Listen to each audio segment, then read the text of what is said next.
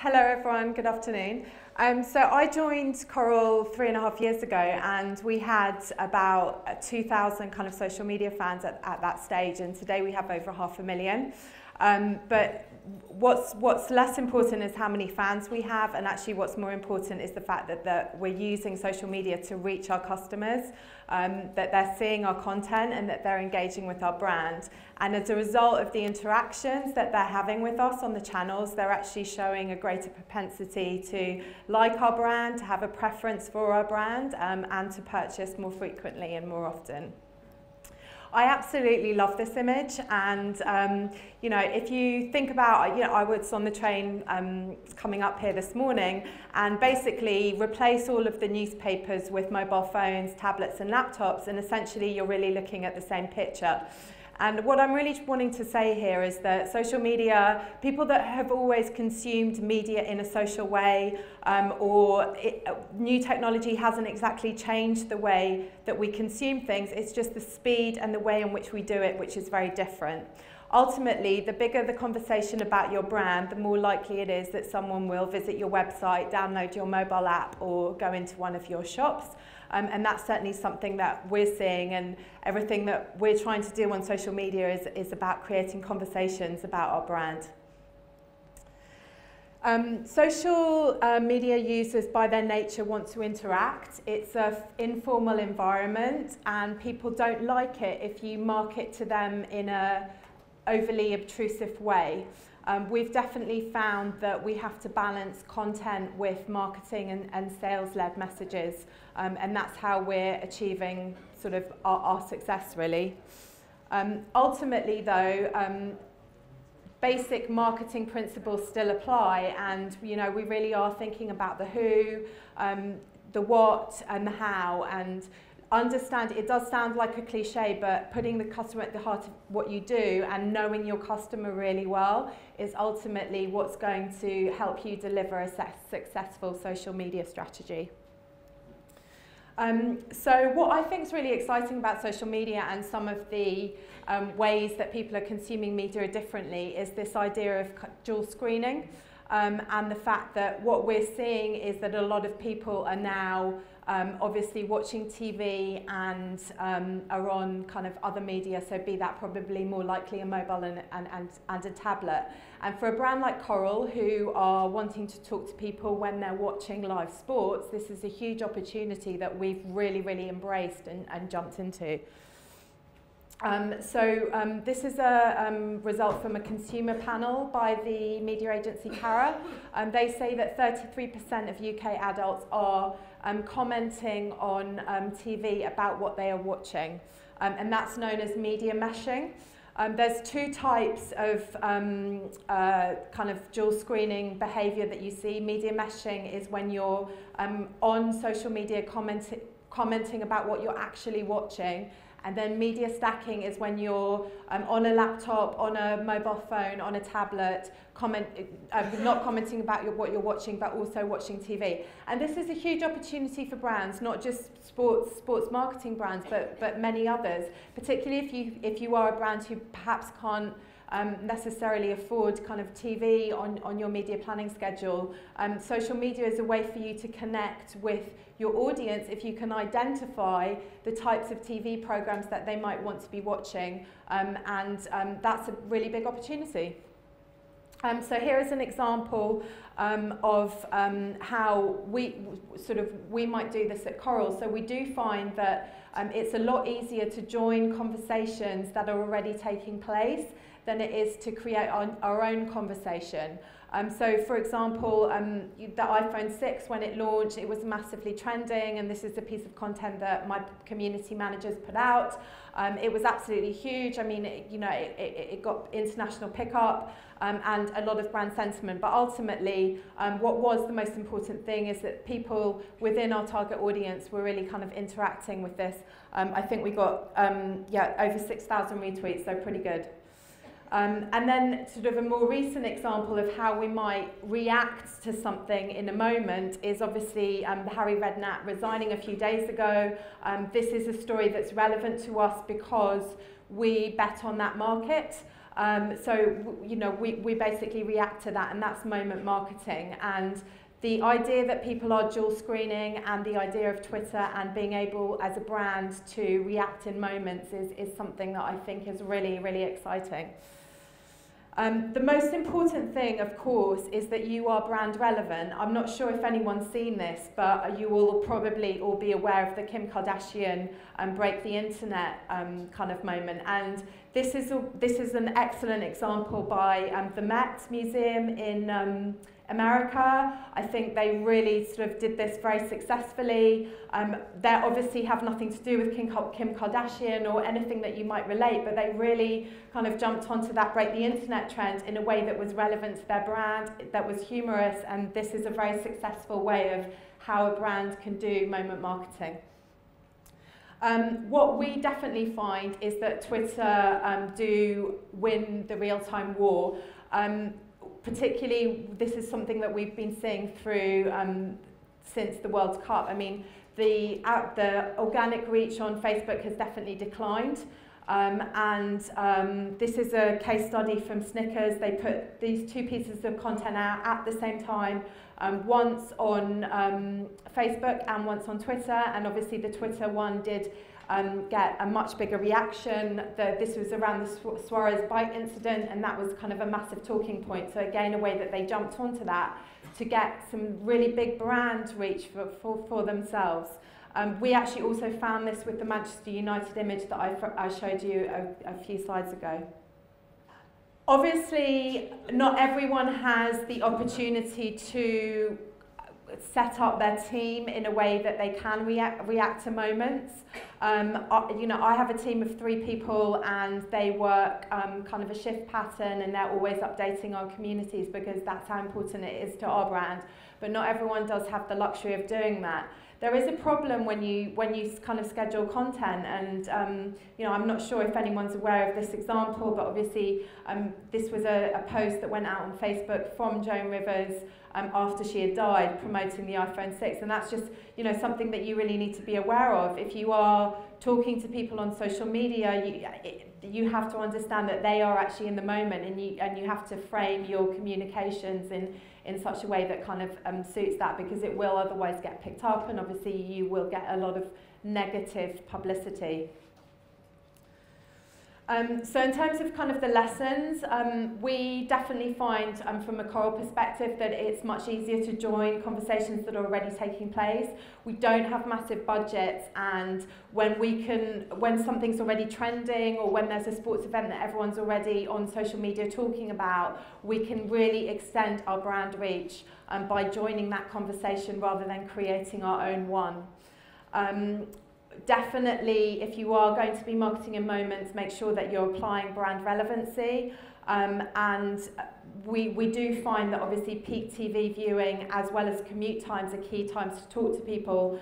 So for example, we know that a lot of our fan base are on the train, travelling to work in the mornings and in the evenings, and we see that as a huge opportunity, as well as when they're watching live sports on TV.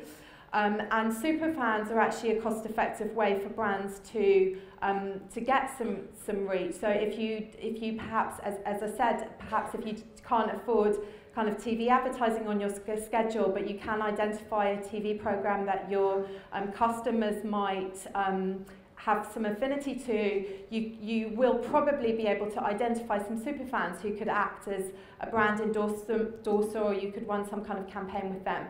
So there is a huge opportunity kind of around TV and the reach that it aligns with social media for you to get some big reach for your brand. So thinking about kind of the way we've set up our social media strategy at Coral, we definitely recognise that there is a difference between advertising and content, and we have tried to apply an 80-20 rule. 80% of the stuff that we do is content, and 20% is marketing messages. Generally, as I said, social media users don't really want to be sold to, or they don't really want the hard sell, and you do have to sort of contextualize your ad messages to be successful on the channel. So whenever we do something where we want someone to take a reaction and we're selling a product, we use paid advertising. And we're most successfully doing this at the moment on Facebook. So here are some examples of advertising that we're currently running. So these would be things like to get people to play a specific product or indeed to install our app. We're certainly having a lot of success with this. And this is the idea that you have to pay on social media to get customers through advertising is something that the networks themselves actually recognize, because every time I log into Facebook, I see ads from Facebook. And every time I log into Twitter, I see ads from Twitter about their business services. So they're definitely targeting me as well. I think it's really exciting to think about how social media and paid social changes the user journey, because if we think about what a typical user journey used to be, you'd have an ad and that would land, that would go onto a landing page. Hopefully at that point your customer would sign up and they would be a customer and their details would go into your database. But what we're having now is, through social media and paid advertising, is kind of the role of the user journey is getting slightly reversed here. So we're having a lot of success by putting our CRM database into some of the paid advertising formats that are available and targeting customers in that way. So we're using our data first to inform our messages and reduce wastage. So from doing this, we can identify which are the likely people who can convert. We can also target them by the device that they're accessing from. Obviously desktop or iPhone tablet. And then that's giving us more data that we're then feeding that back. So identifying those customers, feeding that back and putting that into our database and running the whole thing again. So if you're not doing this and you are considering running paid advertising on social media, then I definitely recommend that you align and use your CRM database in order to inform your advertising, because it definitely does deliver results. So if we look at two examples here, we've got this one, which is a casino ad. So for example, we know that not everyone who is a fan of Coral on social media is interested in casino. Actually, some of them are just interested in football, so we're not going to show everyone a casino ad. We're actually only showing this to casino players, current casino players, and people who look like casino players. We're not showing this to everyone else because not everyone wants to see casino, and we don't want to be too obtrusive in this space. This is a product, Football Jackpot. This is a product that's available to play. It's a weekly coupon. It costs £1. It's very popular. Because this is for the Football Jackpot app, we only show it to people who have an iPhone, because they're the only ones who can play the Football Jackpot app. It's not available for Android.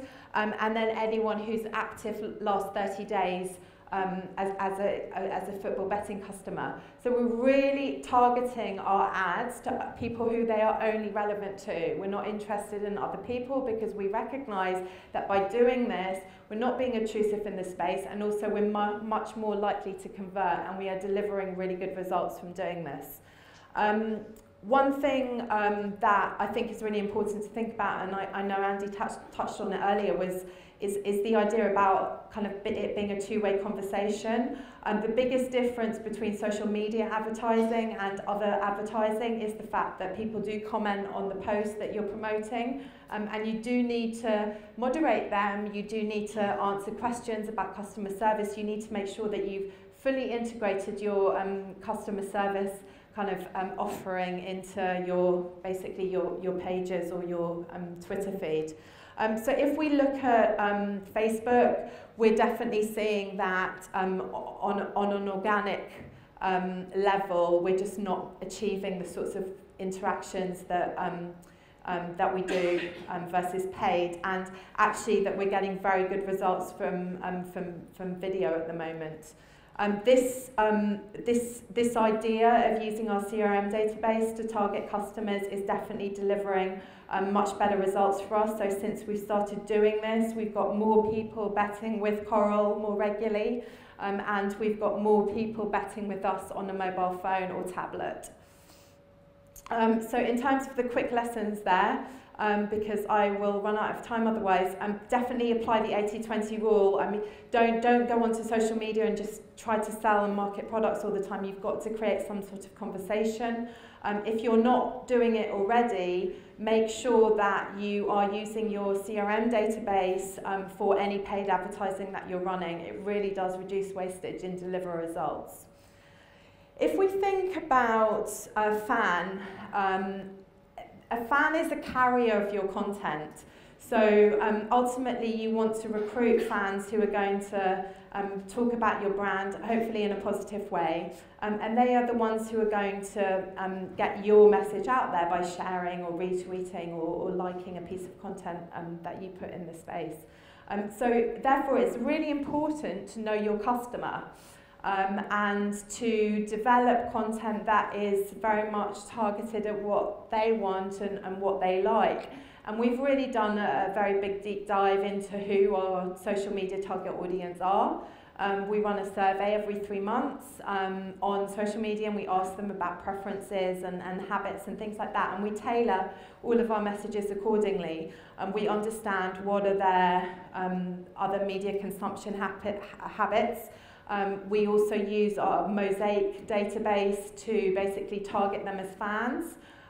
So essentially, we're really building a community of people who are actual customers, and we're talking to them about things that we know that they're going to respond to. Whilst I have talked a lot about social media kind of with existing customers, it does also affect the new customer journey. And we are finding that about 12% of people are opening an account with Coral based on an ad that they saw on social media. And that also 22% would become fans at the same time they become customers, and that 12% are actually fans before they become customers. So we know that the impact that we're having on social media is actually kind of relating to customer propensity to become a customer, or kind of propensity to bet with Coral. And we recently did some focus groups where we talked to groups of different customer segments about lots of different things. And one of the things that we did ask them was, you know, how important do you think it is for a brand to be on social media? And about 72% of those, we did them all around the country, and about 72% said that they expected brands to have a presence on social media. We know that people will go and search for our brand on social media, and it's therefore really important that the presence that we have reflects ultimately the way that we want our brand to be perceived. Thank you.